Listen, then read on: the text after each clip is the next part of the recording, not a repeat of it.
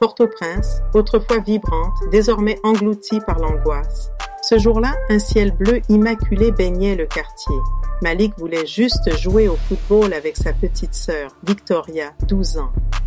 Mathilda, leur mère, hésitait. En Haïti, même le soleil cache des ombres. Les rues ne sont plus un lieu d'enfance. Elles sont devenues un terrain miné où l'innocence se perd à chaque carrefour. Une SUV noire venue de nulle part. Un homme masqué, une seconde d'inattention. Et Victoria est arrachée à son monde. Malik crie « Lâche-la, sale bâtard !» Mais en vain, ce cri reste figé dans sa gorge, un cri qu'aucun mot ne peut traduire. Traumatisé, Malik reste figé pendant que ses parents accourent vers lui, terrifiés par ce qui vient de se passer. Ils sont maintenant engloutis dans une douleur insupportable, craignant pour le sort de leur ravissante et raisonnable fille de 12 ans. Et Malik, qui aimait sa petite sœur plus que tout, était intensément protecteur envers elle. « Oh mon Dieu, Malik !» crie Mathilda. « S'il te plaît, parle-nous !» Mais aucun son ne sortait. Traumatisme en silence. Depuis, Malik ne parle plus. Il vit dans la stupeur. Son regard se perd dans un horizon invisible. Les médecins évoquent un TSPT, trouble de stress post-traumatique. Il ne dort plus, s'agite, explose de colère. Mathilda, la mère, répète inlassablement « Parle-moi, mon fils ».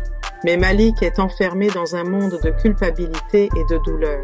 Accablé par la disparition de Victoria et l'état critique et psychologique de Malik, les parents Joseph vivent dans une angoisse permanente, tentant de maintenir un semblant de force dans un quotidien devenu insoutenable, entrecoupé de démarches et de coups d'appel téléphoniques vains auprès des officiels pour retrouver leur unique fille de 12 ans. Tourmenté par la culpabilité de n'avoir pas réussi à prévenir le rapt, Malik se referme peu à peu sur lui-même, s'éloignant de ses proches.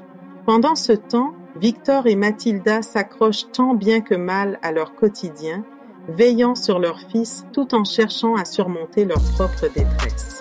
Une justice absente, un quotidien en lambeaux. Aucune enquête, aucun avis de recherche, pas même la moindre demande de rançon. La presse demeure presque muette et l'État reste désespérément silencieux. Victoria a disparu et les Joseph s'effondrent dans le vide laissé par ce silence officiel. Elle s'est volatilisée, plongeant sa famille dans une incertitude insoutenable, écartelée entre l'espoir fragile de la retrouver vivante et le gouffre du désespoir. Pendant ce temps, la rumeur, portée par les murmures de la rue, vient écraser leurs espoirs sous le poids d'histoires atroces. Des enlèvements d'adolescents, des trafics d'organes et tant d'autres cruautés inimaginables. Ces récits alimentent leur pire scénario. Chaque jour, Victor et Mathilda pleurent leur fille disparue, épris, accrochés par un fil tenu à l'idée qu'elle pourrait encore être quelque part. Parfois, dans le silence de leur douleur, ils murmurent « On t'aime, mon amour », avec une tendresse brisée. Malik, saisi par une culpabilité écrasante, revit le moment de l'enlèvement en boucle. Ces images le hantent, ces cris et appels désespérés résonnant dans sa mémoire, mêlés à un flot de pensées sombres et accablantes.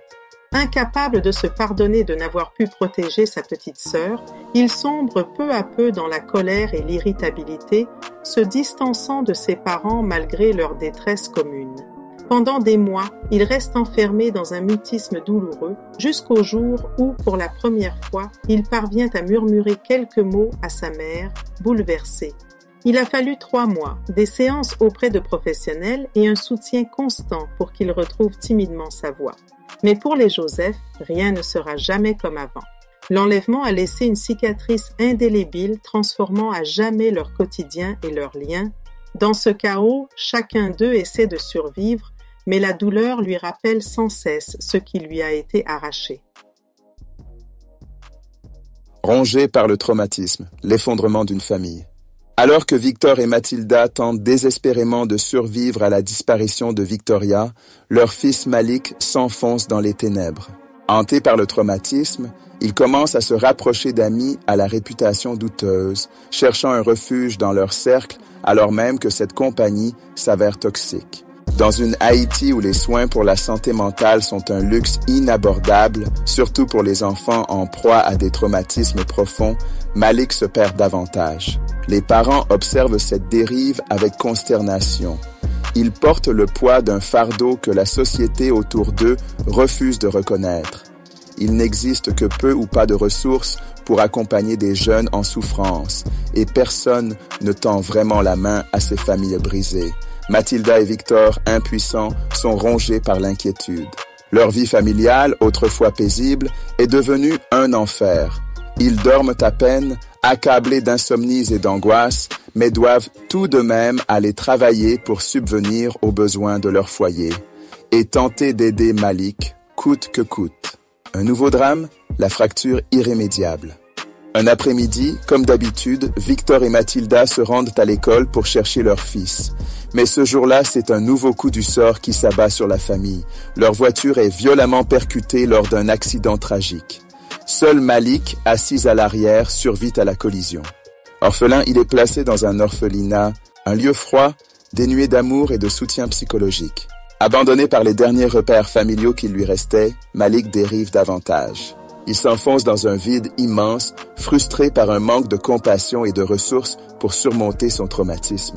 La culpabilité qu'il porte depuis la disparition de sa sœur le ronge toujours. N'avoir pu la protéger, n'avoir pu empêcher ce qui est arrivé à ses parents, tout devient insupportable. Perdu, Malik se jette aveuglément dans les bras de jeunes marginaux, cherchant désespérément un sens d'appartenance et une forme de famille de substitution. Mais ce chemin ne l'amène qu'à s'impliquer davantage dans des groupes criminels. Ses choix le conduisent dans une spirale dangereuse, gangstérisme, conflits avec des groupes rivaux, activités illégales et, inévitablement, une détérioration de plus en plus flagrante de sa santé mentale. La nuit fatale et une improbable survie. Cette descente aux enfers atteint un point de non-retour lors d'une nuit tragique. Malik et sa bande prévoient de cambrioler un magasin au centre-ville de Port-au-Prince, mais leur plan tourne court lorsqu'un raid policier intervient soudainement. La confrontation est brutale. Plusieurs membres du gang prennent la fuite, mais Malik, lui, est gravement blessé, une balle atteignant sa tête. On le croit mort, laissé pour compte comme tant d'autres dans une société qui rejette les âmes abîmées. Mais le destin, aussi cruel soit-il, semble en décider autrement. Alors qu'il est sur le point d'être envoyé dans le charnier humain de Titania, un policier remarque un léger mouvement dans ses jambes. Contre toute attente, Malik est transporté à l'hôpital. Vivra-t-il encore avec une balle dans le crâne? Rien n'est sûr dans cet établissement hospitalier quasiment dépourvu de tout. Restez à l'écoute pour le chapitre 5 pour en savoir plus.